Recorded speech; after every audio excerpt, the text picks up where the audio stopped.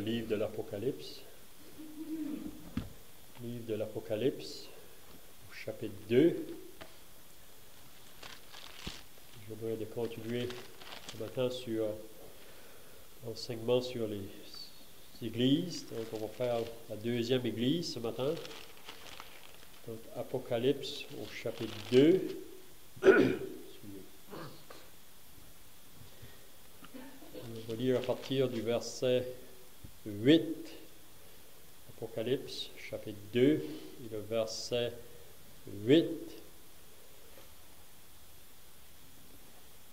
Donc, écrit à l'ange de l'église de Smyrne. Voici ce que dit le premier et le dernier, celui qui était mort et qui est revenu à la vie. Je connais, la version anglaise, il dit « Je connais tes œuvres ». Ici, ça ne le dit pas dans la version française, peut-être qu'il y a certaines versions qui le disent. La version anglaise dit « Je connais tes œuvres, ta tribulation et ta pauvreté, bien que tu sois riche, et les calomnies de la part de ceux qui se disent juifs et ne le sont pas, mais qui sont une synagogue de Satan. Ne crains pas ce que tu vas souffrir. Voici, le diable jettera quelques-uns de vous en prison, afin que vous soyez éprouvés, ou afin que vous soyez mis à l'épreuve. Et vous aurez une tribulation de 10 jours. Sois fidèle jusqu'à la mort, et je te donnerai la couronne de vie. Que celui qui a des oreilles entende ce que l'Esprit dit aux églises. Celui qui vaincra n'aura pas à souffrir la seconde mort. Donc, c'est tout ce qu'on va lire ce matin dans la parole de Dieu, espérant que le Seigneur va bénir sa parole à nos cœurs. Et vraiment, l'église de Smyrne, ça va beaucoup avec ça qu'on a entendu déjà ce matin, concernant de souffrir pour le nom de Christ. Donc, on a déjà vu cette lettre écrite à l'église d'Éphèse, comme on a dit dans les semaines passées, que Jean, qui se trouvait sur l'île de Patmos, pour la cause de la parole de Dieu, c'est vraiment la raison pourquoi que Jean a été mis là sur cette île. C'était parce qu'il était persécuté, parce que Jean parlait de son Sauveur.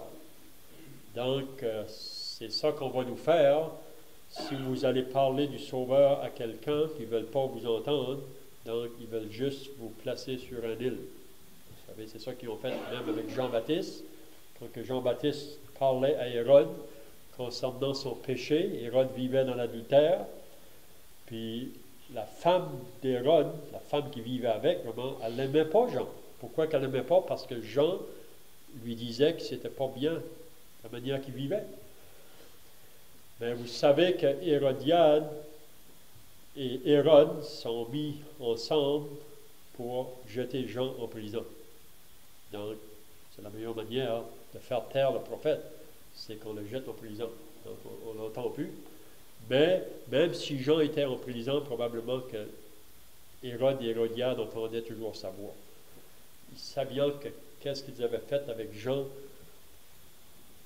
ça les dérangeait. Donc, Jean ici, l'apôtre Jean, la même chose. Il est placé sur l'île de Patmos. Puis là, on avait lu dans le chapitre 1 que le premier jour de la semaine, le jour dominical, pendant que les autres chrétiens dans les autres assemblées de l'Asie, il mentionne ici 7 églises, mais probablement qu'il y avait d'autres assemblées en Asie, puis ailleurs. Ici, il va spécialement parler à 7 églises. Mais pendant que Jean est là sur l'île de Patmos, seul, vous savez, persécuté, mais le jour du Seigneur, ça dit que le premier jour de la semaine, il a entendu une voix comme une trompette en arrière de lui, puis ça tournait pour voir d'où ce que ça venait, cette voix-là. Puis ça nous dit qu'il a vu les 7 chandeliers, puis le Seigneur Jésus qui marchait au milieu de ces chandeliers, ces 7 chandeliers. Donc, le Seigneur a dit à Jean qu'il devait écrire aux 7 églises qui se trouvaient en Asie dans ce temps-là. Puis on avait vu aussi que les 7 églises, c'est 7 chandeliers. Vous savez qu'un chandelier, c'est toujours dans le but pour éclairer. Vous savez, si vous avez un chandelier qui est allumé, c'est quelque chose qui va éclairer. Donc les 7 églises ou les 7 assemblées qui se trouvaient en Asie, c'était des assemblées que Dieu avait établies dans ces endroits-là, comme l'assemblée de Tracadie aujourd'hui. Vous savez, c'est Dieu qui a établi l'assemblée ici à Tracadie, il y a plusieurs années. Ce n'est pas un travail des hommes. Vous savez, c'est un travail de Dieu, par son Saint-Esprit. Il sauve des âmes dans une localité, des personnes, puis il les réunit ensemble pour qu'on puisse être un témoignage pour lui, pour qu'on puisse être une lampe vraiment pour lui, pour éclairer les personnes autour de nous qui sont toujours dans les ténèbres. Vous savez, le monde en dehors, si on peut dire, même de l'Assemblée de Dieu, le monde en dehors, ils sont sous la puissance du mal. Vous savez, le monde entier est sous la puissance du malin. Donc, on peut dire, pour nous qui sommes sauvés, associés à une assemblée locale, c'est vraiment une place de bénédiction, vous savez, pour un croyant.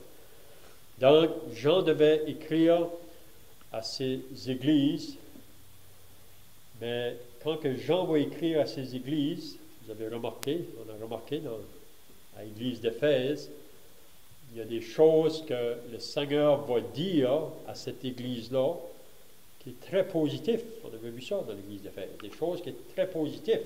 Probablement quand le Seigneur Jésus regarde à l'église de Tracadie aujourd'hui, ou l'assemblée à Tracadie, ou partout ailleurs, chez Chiliac, Pigeon-Hill ou ailleurs, partout où il y a une assemblée, le Seigneur a ses regards sur nous autres. Probablement que le Seigneur, s'il serait pour parler de l'Assemblée ici, probablement qu'il y aurait aussi des choses positives à dire. Puis on avait dit aussi dans les semaines passées que chaque église à qui Jean devait écrire, il y avait 7, puis on sait que le chiffre 7, c'est le chiffre de la plénitude, ou le chiffre de la perfection. Mais dans tous les âges de l'Église jusqu'à aujourd'hui, vous savez, depuis le jour de la Pentecôte jusqu'à aujourd'hui, il y a toujours eu des assemblées de Dieu. Vous savez, peut-être pas des personnes qui étaient vues aux yeux du monde, beaucoup d'assemblées même, c'était caché vraiment au monde. Mais chaque assemblée qui ont vécu sur la terre, depuis le jour de la Pentecôte que l'Église a commencé, on peut être dans les conditions de ces 7 églises. Vous savez? Donc on peut dire l'Église d'Éphèse, si nous on lit qu'est-ce que Jean devait écrire à cette église-là. Donc, on regarde l'assemblée à Tracadie aujourd'hui, puis on se demande est-ce que l'assemblée de Tracadie aujourd'hui peut être trouvée dans cette église-là. C'est l'église d'Éphèse. Donc, les choses positives qu'il disait, on l'a vu. Est-ce que l'église de Tracadie aujourd'hui pourrait être dans la condition de l'église qu'on va voir ce matin, l'église de Smyrne? Est-ce que c'est possible que l'église de l'assemblée ici est dans cette condition-là? Ou est-ce qu'on est dans la condition de l'église de Pergame?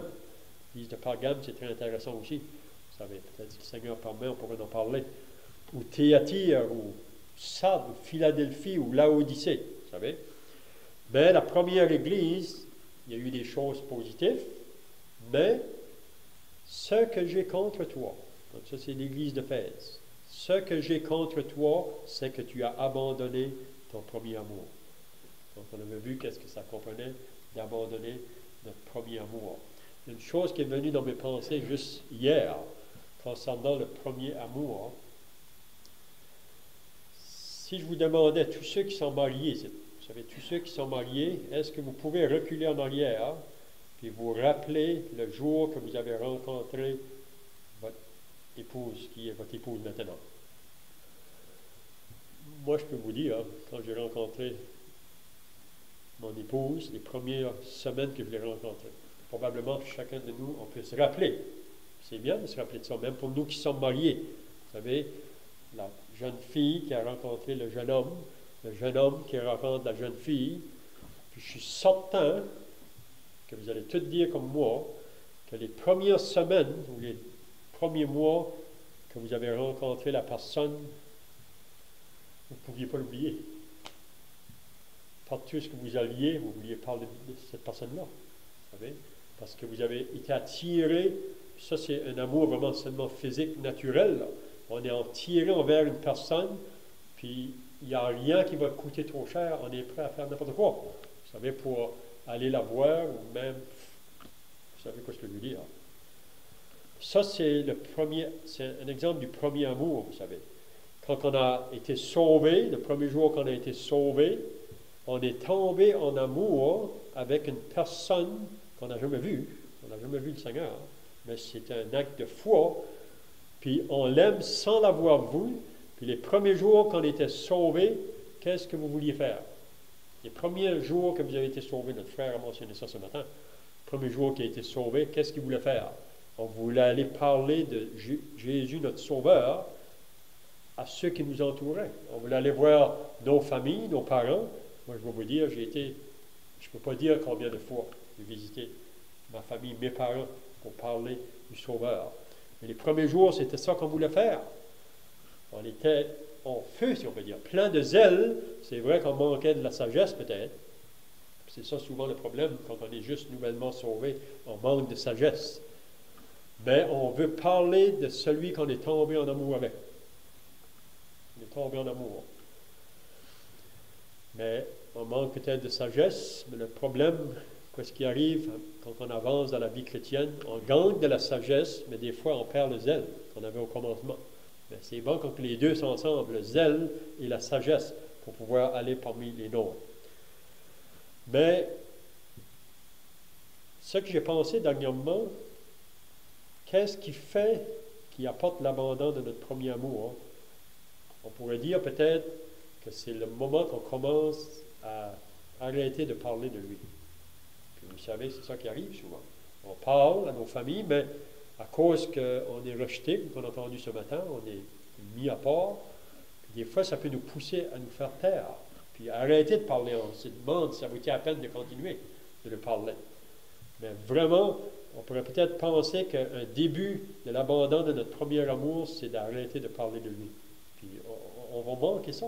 Puis probablement que chacun de nous ici ce matin, si on fait l'expérience de parler de lui encore aujourd'hui, vous savez, peut-être que le Seigneur va vous mettre à cœur, peut-être vous êtes au magasin quelque part, ou à l'école, les enfants qui sont sauvés, ou au travail.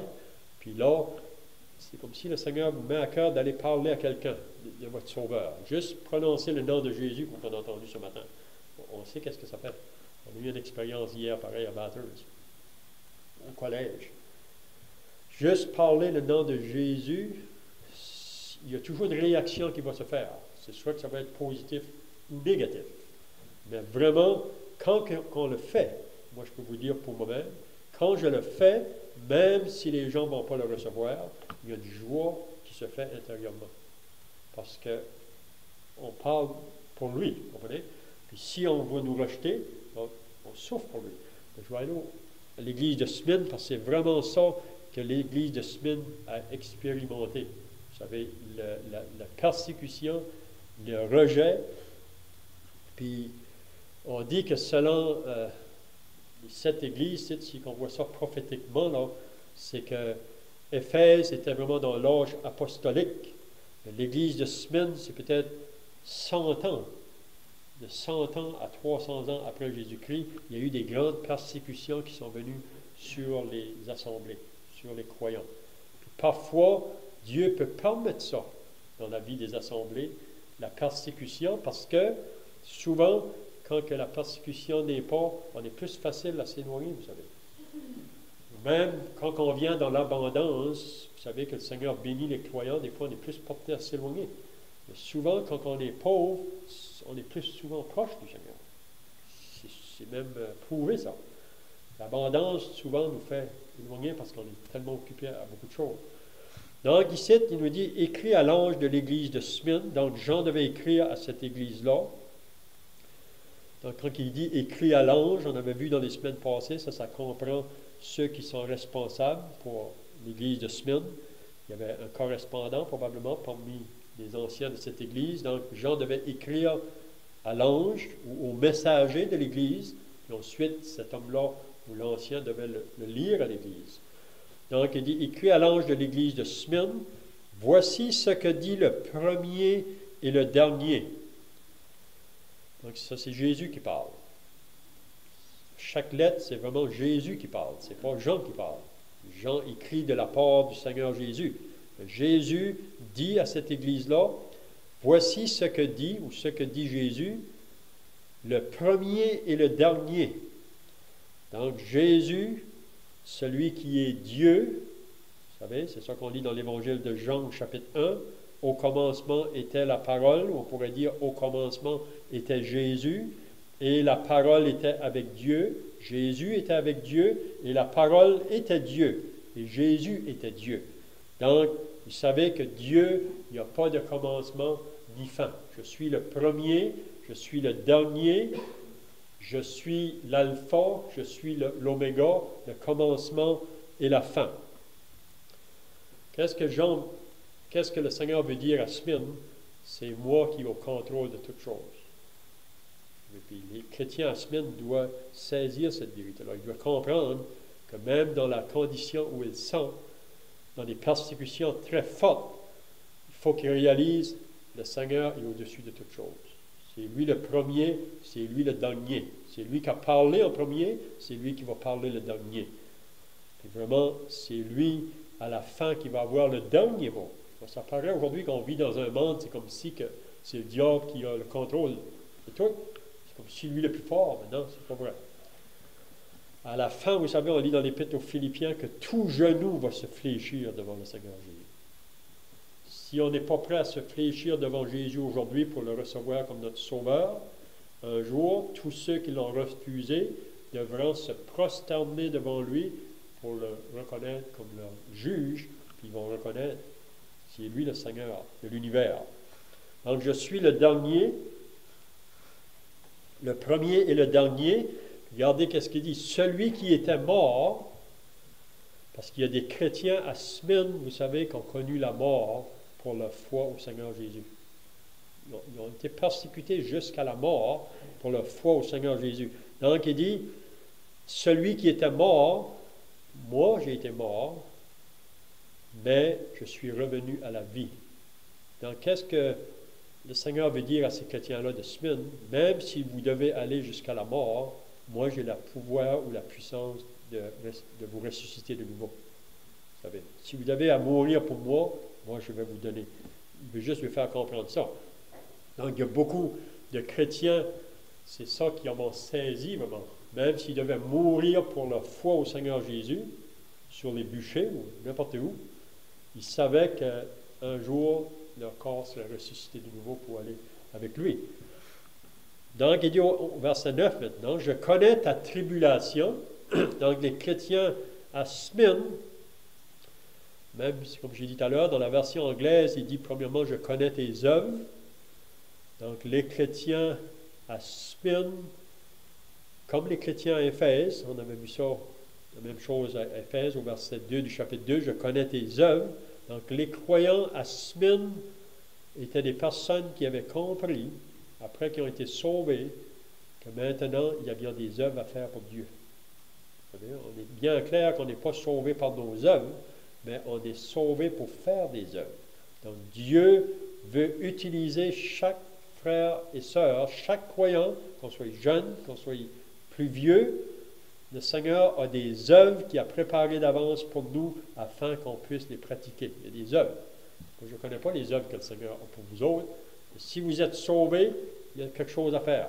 Puis si vous demandez au Seigneur, « Seigneur, je sais qu'il y a des œuvres que tu as préparées pour moi, puis j'aimerais de savoir qu'est-ce que je dois faire. » Qu'est-ce que je dois faire? Puis, il n'y a pas d'âge. Je connais tes œuvres. Puis il y a une autre chose qu'on va dire, que si vous allez faire des œuvres pour Dieu, vous Et vous allez vouloir faire des œuvres dans le but de servir Dieu. Sur différents aspects, vous allez probablement connaître de l'opposition. Parce que le diable, vous savez, s'il y a une chose qui haït, c'est quand est-ce que quelqu'un veut faire quelque chose pour Dieu. Le diable n'aime pas ça. C'est la dernière chose qu'il veut qu'on fasse. Donc, il va mettre de l'opposition, puis probablement à Smyrne, parce qu'il tient associé à faire des œuvres pour le Seigneur. C'est peut-être ça qui apportait la persécution sur les autres. Donc, je connais tes œuvres, ta tribulation et ta pauvreté, bien que tu sois riche.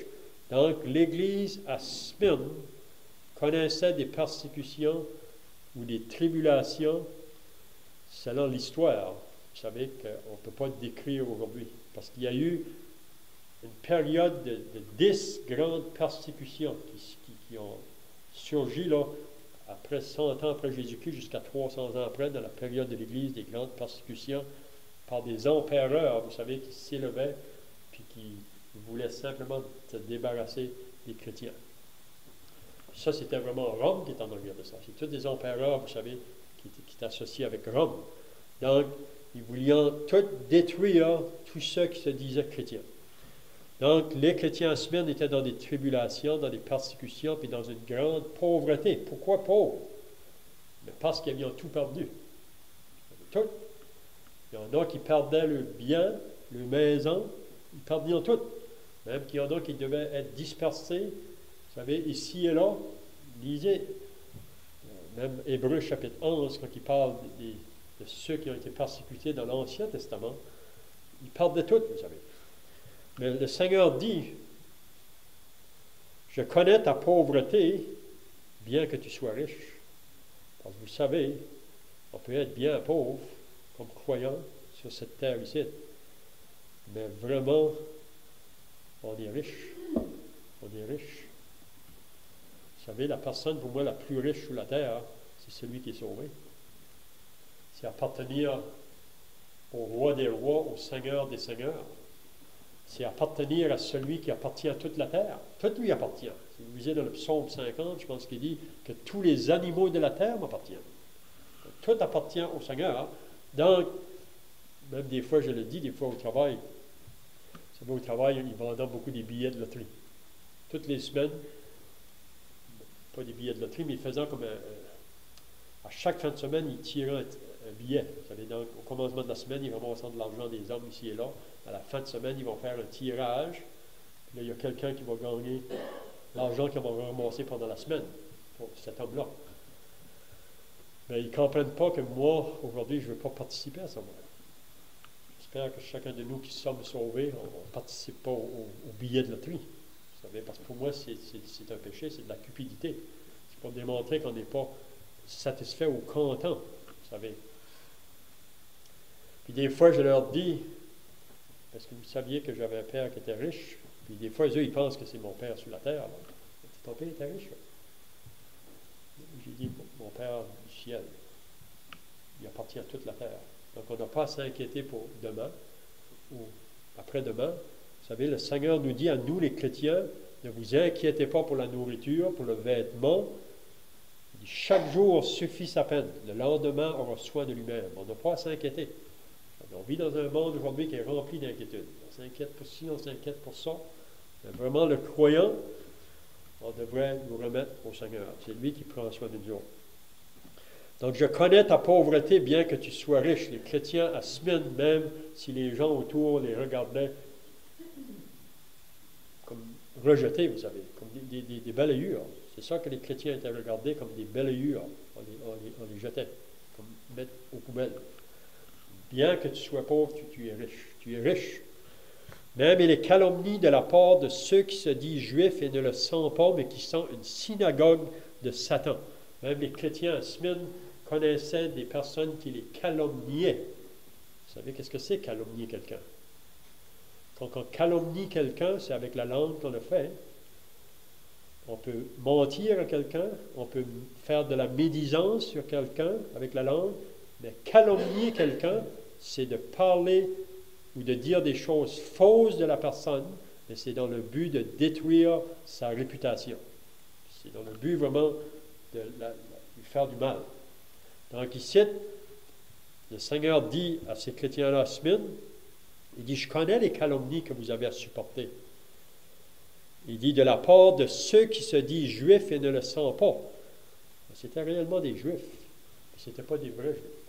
Si vous voulez savoir qu'est-ce qu'un vrai juif, il faut lire Romains 2 et le dernier verset. Il nous dit qu'est-ce que c'est un vrai juif. Ce n'est pas quelqu'un qui a l'apparence extérieure, c'est quelqu'un qui l'a intérieurement. Un vrai juif, vraiment, c'est quelqu'un qui est réellement né de Dieu, comme Abraham, par la foi. Vous voyez?